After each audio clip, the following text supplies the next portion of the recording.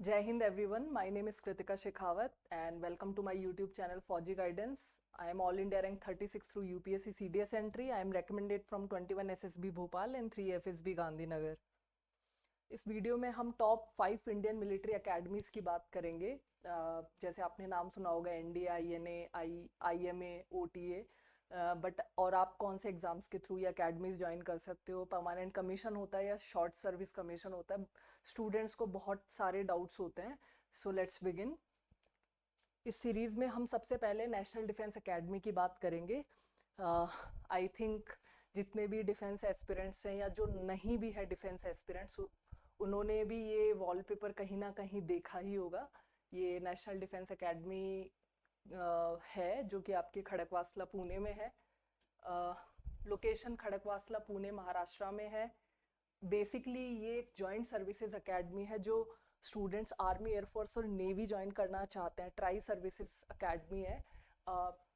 Single academy ऐसी है जो आर्मी, एयरफोर्स और नेवी के कैडेट्स को प्रिपेयर करती है फोर्सेस के लिए। और इस एकेडमी से आपको परमानेंट कमीशन मिलता है। मेल और फीमेल दोनों ज्वाइन कर सकते हैं। पहले एनडीए से आप सिर्फ मेल कैंडिडेट्स ज्वाइन कर सकते थे क्योंकि ये परमानेंट कमीशन था इसलिए, लेकिन अभी रिसेंटली आपको पता है कि फीमेल भी एनडीए ज्वाइन कर सकती है। सो बेसिकली ये एक ट्राई सर्विसेज एकेडमी है जहाँ पे आर्मी, नेवी और एयरफोर्स के जितने भी कैडेट्स हैं वो साथ में ट्रेनिंग लेते हैं।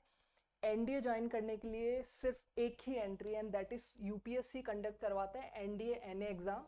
साल में 2 बार होता है और 10+2 के बाद में आप दे सकते हैं। तो बहुत ही यंग एज में आप ये अकेडमी ज्वाइन कर सकते हैं। इसके अलावा अगर मैं बताऊं तो एनडीए एग्ज़ाम जो होता है उससे आप आर्मी, एयरफोर्स और नेवी ज्वाइन कर सकते हैं। अब आपने देखा है एनडीए एंड एनए एग्ज़ाम, क्या डिफरेंस है। सपोज आपने एनडीए एग्ज़ाम दिया और आपको ओनली आर्मी ज्वाइन करनी है, तो आर्मी, एयरफोर्स और नेवी, इंडियन नेवी, तीनों की 3 साल की जो इनिशियल ट्रेनिंग है वो आपको एनडीए में कंप्लीट करनी पड़ती है। उसके बाद अगर आपका आर्मी में कमीशन होता है तो आप आईएमए जाते हैं। अगर आपका आईएफ में सिलेक्शन होता है तो आप एएफए जाते हैं। और अगर इंडियन नेवी में होता है तो आईएनए जाते हैं। इसके बारे में भी हम आगे डिस्कस करेंगे। एनए क्या है, ये बेसिकली जब आपका एनए के लिए सिलेक्शन होता है, दैट इज नवल एकेडमी, तो आपकी 4 साल की बीटेक की ट्रेनिंग आईएनए एजीमाला केरला में होती है। सीधा बीटेक कोर्स होता है ये, टेक्निकल एंट्री होती है। और इंडियन आप एनडीए एग्जाम से भी नेवी ज्वाइन कर सकते हैं, एग्जीक्यूटिव ब्रांच जो होती है उसके अंदर, लेकिन आपको इनिशियल ट्रेनिंग जो एनडीए में कंप्लीट करनी होगी। सो बेसिकली ये डिफरेंस है दोनों में।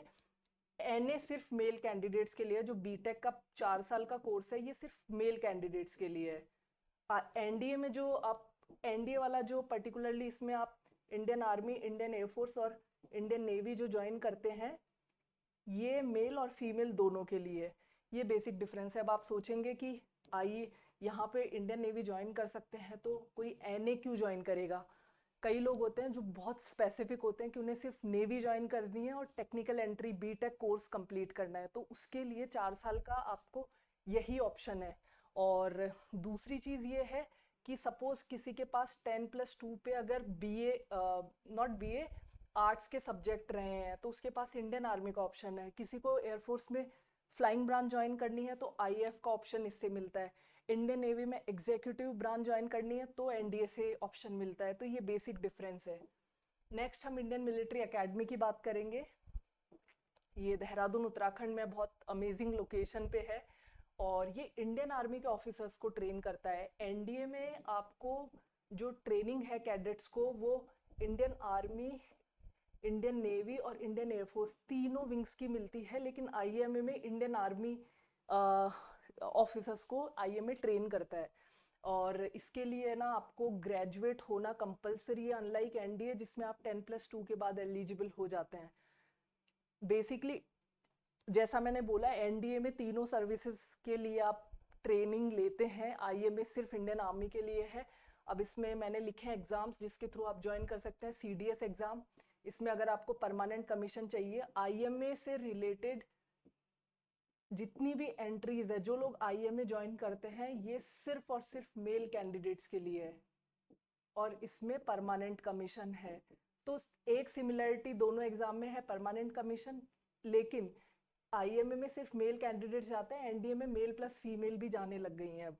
दूसरा TGC कोर्स, जो आपका टेक्निकल ग्रेजुएट कोर्स होता है बीटेक स्टूडेंट्स के लिए, टेक्निकल एंट्री है ये। UES ये एंट्री अभी होती नहीं है, यूनिवर्सिटी एंट्रेंस स्कीम, ये 2017 के बाद में हुई नहीं है। बेसिकली आप जब थर्ड ईयर में होते हो तो कॉलेज से ही आपका सॉर्ट ऑफ प्लेसमेंट होता है, डायरेक्टली नहीं। वही आपको पहले स्क्रीनिंग टेस्ट देना होता है, उसके बाद आप रेकमेंड होते हैं, SSB इंटरव्यू से आपको रेकमेंड होना पड़ता है, उसके बाद में सेम प्रोसीजर रहता है। ये एंट्री अभी होती नहीं है। इसमें भी आप IMA में अपनी ट्रेनिंग कंप्लीट करते हो। एक्स NDA, इसका क्या मतलब है, मैंने पीछे बताया 3 साल की आप NDA में ट्रेनिंग करते हैं, उसके बाद अगर आपको इंडियन आर्मी में कमीशनिंग लेनी है तो आपको 1 साल की ट्रेनिंग IMA में करनी पड़ती है। XACC ये क्या है, army cadet college wing. Suppose कोई सोल्जर एंट्री से इंडियन आर्मी में चला गया है, उसको ऑफिसर बनना है, उसके पास उसको पहले अपनी ACC में बेसिकली आपकी 2 साल की सर्विस होनी चाहिए एज ए सोल्जर। उसके बाद में आपके पास में अगर एजुकेशन क्वालिफिकेशन की बात करें तो 10+2 आप पास होने चाहिए। उसके बाद में आपका रिटन टेस्ट होता है, ACC का अलग होता है। उसके बाद में आपको SSB इंटरव्यू देना पड़ता है। उसके बाद में आपकी 4 साल की ट्रेनिंग होती है। 4 में से 3 साल जो है वो आप ACC विंग, कहाँ पे है ये IMA के अंदर ही है, बट अलग विंग है, IMA का पार्ट नहीं है, बट IMA में ही अटैच्ड विंग है, बट डिफरेंट है। उसके बाद में आप फिर 1 साल मेन जो विंग है IMA, जहाँ बाकी सारे ऑफिसर्स कमीशन होते हैं, उनके साथ में अपनी ट्रेनिंग कंप्लीट करते हैं। तो बेसिकली 4 साल की ट्रेनिंग हो जाती है। जो सोल्जर हैं और ऑफिसर एंट्री से वापस इंडियन आर्मी ज्वाइन करना चाहते हैं, ऑफिसर बनना चाहते हैं, तो उनके लिए ACC वाला एग्जाम होता है। तो ये भी आपकी IMA में ट्रेनिंग होती है इस चीज़ की भी। नेक्स्ट हम इंडियन नवल अकेडमी INA की बात करेंगे। INA एझिमाला केरला इसकी लोकेशन है, बहुत अमेजिंग लोकेशन है।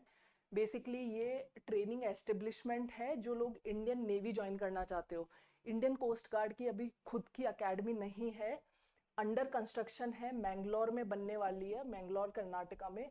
तो इंडियन कोस्ट गार्ड से जो असिस्टेंट कमांडेंट से सिलेक्शन जिनका होता है, उनकी बेसिक मिलिट्री ट्रेनिंग भी यहीं कंप्लीट होती है।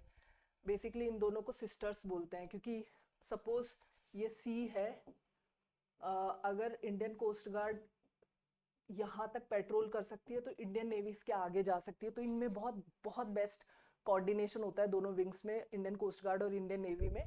और इसकी बेसिक मिलिट्री ट्रेनिंग भी INA में होती है, और इंडियन नेवी के लिए जो बच्चे सेलेक्ट होते हैं उनकी भी वहीं होती है। और ऐसा है कि एशिया की सबसे बड़ी नवल अकेडमी है ये INA, तो बहुत गर्व की बात है हमारे लिए। कैसे जा सकते हैं UPSC NDA NA एग्जाम से, जैसा मैंने बताया आपको 3 साल आपको NDA निकालने होते हैं, 1 ईयर आपको INA निकालना होता है एग्जीक्यूटिव ब्रांच में। NA से आप सीधी नवल अकेडमी ज्वाइन करते हो, 4 इयर्स का कोर्स होता है।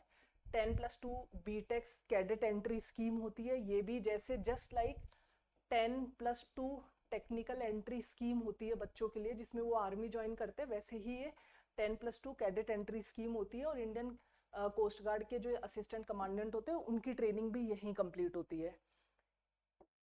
इसके बाद हम एयरफोर्स एकेडमी की बात करते हैं। एयरफोर्स एकेडमी में कौन जाते हैं, UPSC NDA एग्जाम से जाते हैं, जिनकी 3 साल की इनिशियल ट्रेनिंग NDA में होती है। फिर अगर वो फ्लाइंग ब्रांच में सपोज उनका सिलेक्शन हुआ है तो 1.5 साल की ट्रेनिंग AFA में करेंगे, और अगर वो ग्राउंड ड्यूटी में टेक्निकल नॉन टेक्निकल में सेलेक्ट हुए हैं तो उनकी 1 साल की ट्रेनिंग AFA में होती है।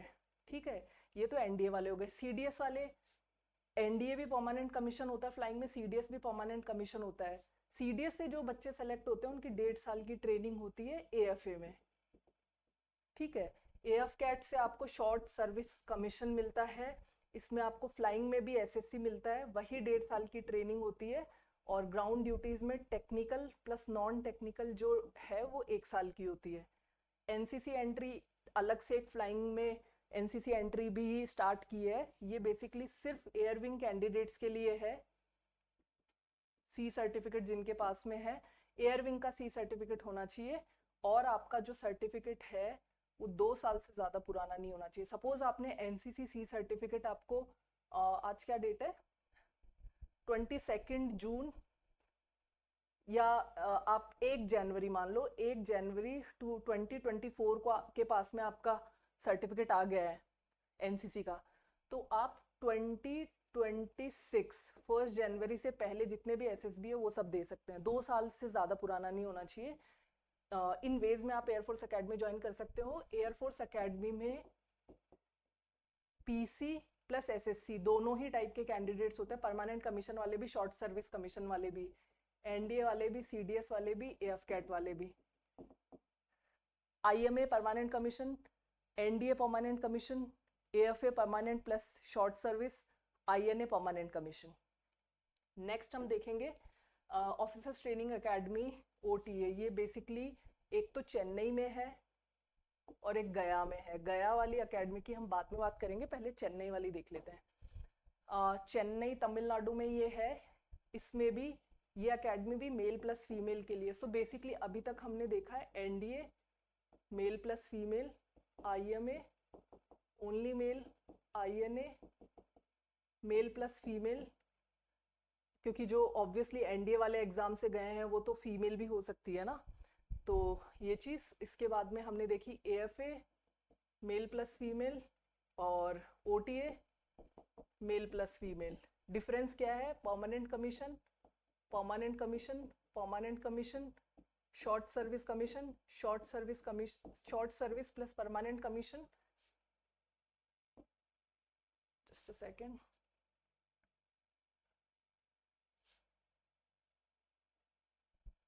एक सेकेंड, sorry.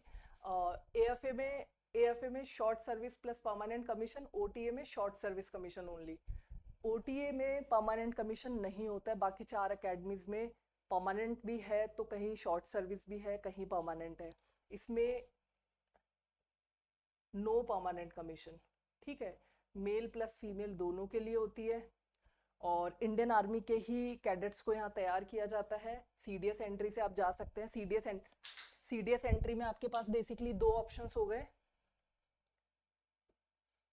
Permanent commission, short service commission, दोनों ऑप्शन है। और जो शॉर्ट सर्विस वाले होते हैं मेल प्लस फीमेल, वो ओटीए चेन्नई जाते हैं। एनसीसी स्पेशल एंट्री होती है सी सर्टिफिकेट वालों के लिए। ये एंट्री में आपके पास जरूरी नहीं है कि एयर विंग, नेवी या फिर आर्मी विंग का सर्टिफिकेट हो। इसमें तीनों चलते हैं, army plus air force plus Naval. तीनों एनसीसी एंट्री में से तीनों एनसीसी में से अगर आपके पास कोई भी रही और सी सर्टिफिकेट है तो आप एलिजिबल हैं। सीधा एसएसबी देना होता है, रिटर्न नहीं होता है। एसएससी टेक्निकल एंट्री होती है बीटेक वाले स्टूडेंट्स के लिए, जैग एंट्री होती है, सब ओटीए चेन्नई आते हैं। अब आप पूछेंगे गया का क्या है। स्टार्टिंग में मैंने आपको एक एंट्री बताई थी 10+2 TES entry, just like 10+2 cadet entry जो होती है नेवी के अंदर, वैसे ये आर्मी के अंदर होती है। और परमानेंट कमीशन होता है। इसकी जो इनिशियल 1 ईयर ट्रेनिंग होती है वो ओटीए गया में होती है। उसके बाद में ट्रेनिंग के लिए कुछ बच्चे सीएम ही जाते हैं, कुछ एमसीएम ही जाते हैं, अलग अलग जगह जाते हैं, तो ये डिफरेंस है। एक चीज़ जो मैं आपको बताना भूल गई कि अगर हम एनडीए के परमानेंट कमीशन, एनडीए से जितने लोगों को परमवीर चक्र मिला है उनकी अगर हम बात करें तो कैप्टन गुरबचन सिंह, ये बेसिकली पहले और आखिरी परमवीर चक्र है जो यूएन पीस कीपर है। जब ये कॉन्गो एक अफ्रीकन कंट्री के अंदर सर्व कर रहे थे, वहाँ पे शहीद हो गए थे। सेकंड अगर हम बात करें तो हमारे एनडीए से हैं कैप्टन मनोज कुमार पांडे, ये 1/11 गोरखा राइफल से हैं, 1999 के वॉर में शहीद हो गए थे। थर्ड अगर हम बात करें तो एनडीए से हमें मिलेंगे सेकंड लेफ्टिनेंट अरुण खेतरपाल, ये 17th पूना हॉर्स इनकी यूनिट थी, उसका नाम था, 1971 वॉर में शहीद हो गए थे।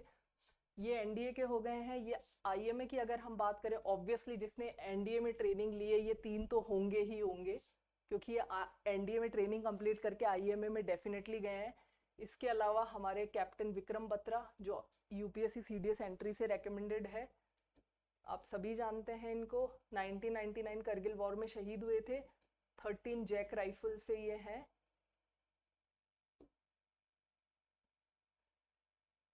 इसके अलावा आईएमए से जहाँ तक मुझे याद है यही है।